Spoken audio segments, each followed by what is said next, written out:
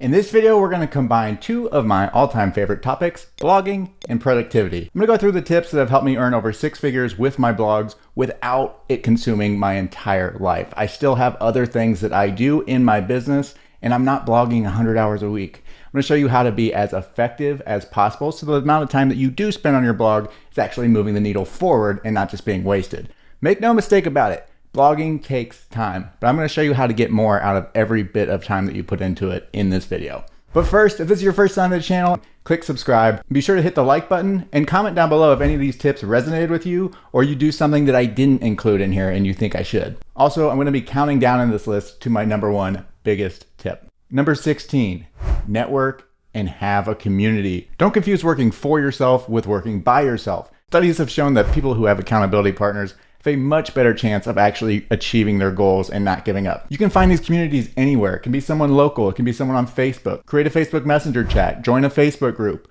or even better, join a paid community. There are a ton of paid communities for bloggers across all different price ranges. I've found that those communities are awesome because people who pay attention, and they'll pay attention to you. When I go into a paid community, the people there are highly engaged, highly motivated. It's great energy. I absolutely love that, and I recommend that if that's in your budget. If it's not in your budget right now, that's fine. Try to get to the point where you can make it part of your budget. The ROI on community is tremendous. Number 15, optimize top of funnel tech productivity. This one's relatively straightforward, but it's shocking how many people overlook it. What I mean by top of funnel tech are the things that you use in your blogging business that slow you down or speed you up. For example, if you have slow Wi-Fi, you're going to blog more slowly. If your computer's always crashing, you're going to end up redoing work. Optimize that top of funnel tech. Invest in the fastest internet that you can get. Invest in a good computer when you can. Make sure it's not crashing all the time. Invest in the things that you use all the time that will speed up everything else. It doesn't matter how efficient you are in other ways if you have that clog in the top of the funnel. Number 14, repurpose text to video content and vice versa. So what I mean by this, if you're like me and you're on YouTube and you blog, make sure that if you create a blog post, also consider making that a video. If you create a video, make it a blog post. You don't need to create completely original topics for video and text. You can use the same ones. Also, if you've already created blog content, you've pretty much done most of the work for the video. For example, this video started out as a blog post. I was able to use it as the framework and the script essentially for this video that you're watching right now. There's also services out there like Repurpose House that will take your content and turn it into other formats like TikTok, Instagram TV, and YouTube. So check them out. There's a bunch of other services, but if you've already created a blog post, you've done most of the work to creating a video and vice versa. Number 13, create SOPs for all of your processes. SOP stands for Standard Operating Procedure, and it's going to make sure that you have a system that you follow every time you do something. Try not to have to remember every single task that you do when you're creating a blog post. Make sure you have a checklist, and once you've memorized it, you don't have to use it anymore. But when you're getting started, make sure that you do have an SOP. That's also going to make it easier for you to outsource eventually, which we'll talk about more here in just a second. Number 12, kill tiny distractions. Don't let small things distract you because they have big impacts. Here's why. When we get distracted, it takes us out of our deep work state. It then takes time to get back into it. So that small distraction isn't just the time of the distraction, it's also the time that it takes to get back into deep work. Number 11, stop setting timers. I know a lot of people love to do like the Pomodoro technique, and I do too, but just not when it comes to writing. Any sort of creative work, it requires you to go with the flow. If you're motivated to write for 90 minutes, write for 90 minutes. It's so hard to find writing motivation, so when you're on a roll, keep going. Don't let a timer stop you. If you are motivated, don't stop the motivation. Consider setting goals for words or the certain time of day that you start writing, the time that you dedicate to writing. Don't interrupt your flow though, just because you feel like you have to complete a Pomodoro or you have to stop to keep the process alive. Number 10, reinvest profits into people.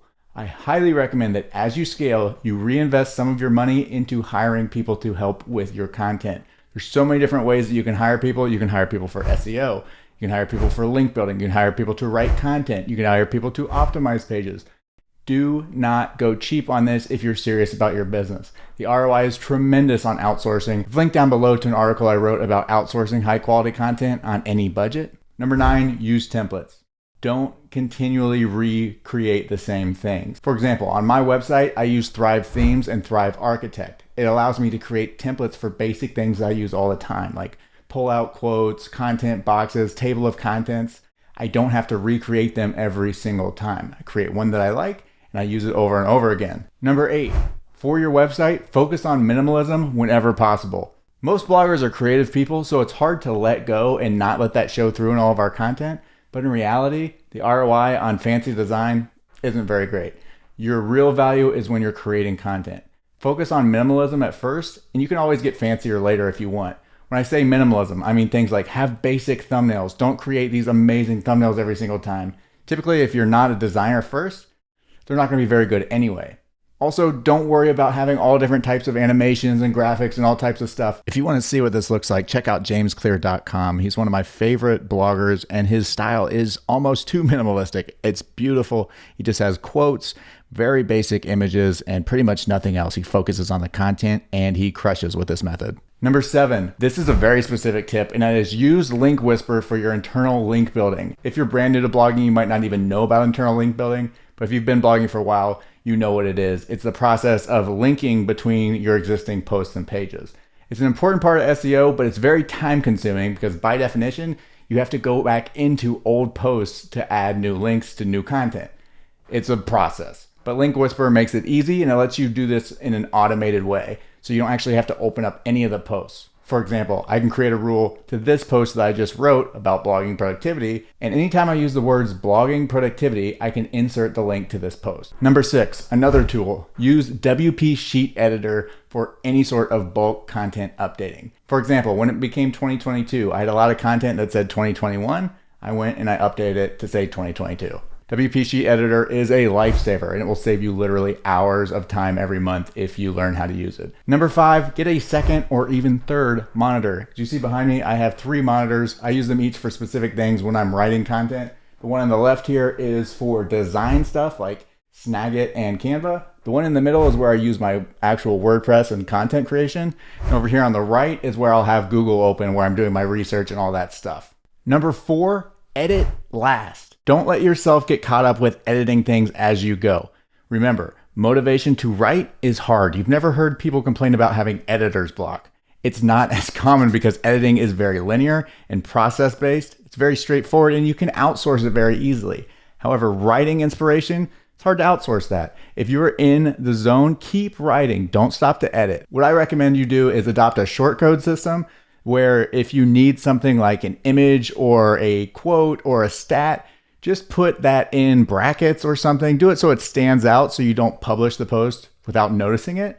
And then at the end of the post, you can do Command F, search for that, and then you can go and actually add whatever it is. Writing, it requires inspiration, so keep rolling with it when you've got it. Number 3, build your ideal writing environment. Everybody writes differently. I don't want to just say, get noise canceling headphones or get a Pandora playlist of soft piano music. Some people might like to go to Starbucks and they like the chatter and the pinging of the cups and people talking and kids screaming. That's fine. Everybody's different. Some people like to drink coffee. Some people like to have a whiskey. Whatever it is, find your zone that makes you most productive and try your best to associate that with writing. Once you have your work environment, try to spend as much time in it as you can. Number 2, measure twice and cut once. What this means is spend more time researching the content that you create. This is a tip that's not going to make you create content any faster, but it's going to help you get results faster. One of the big mistakes I made early on was writing posts before I did any research. There were things that I wasn't able to rank for because I just didn't have the authority. I didn't understand what keyword research was. I didn't understand what backlinks were.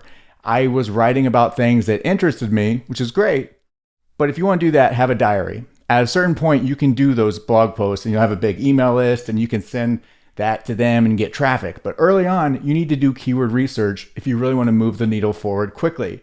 So instead of just focusing on writing, break it down a little bit more and focus on the research so that the things that you're writing are actually moving the needle forward. Number 1, my absolute favorite tip, use a tool like Surfer SEO so you know exactly how to create your content. Have an end in mind. You'll see a lot of people saying long form content's the best. Always do long form. That's not always the case. A tool like Surfer SEO and their content editor, that will show you how long content should be how many images should be in it, the words you should use. It's insane. I am so disappointed that it took me 7 years into my blogging career to find it. Absolutely the number one productivity tip I can give you is check out Surfer SEO. And at the very least, know what you're trying to do. Even if you don't have Surfer, know how long your content's supposed to be. Don't just write 5,000 words so you have the longest article on a certain topic. Have an end in mind and go for it and know when you're done. All right, everybody, that is it. Those are my 16 productivity tips for bloggers. If you like this video, do me a giant favor and hit that like button. It really helps me out. Also, if you want 2 to 3 additional videos just like this every single week, be sure to hit subscribe. As always, thank you guys so much for watching all the way through. I really appreciate you. Thank you so much. I'll see you in the next video.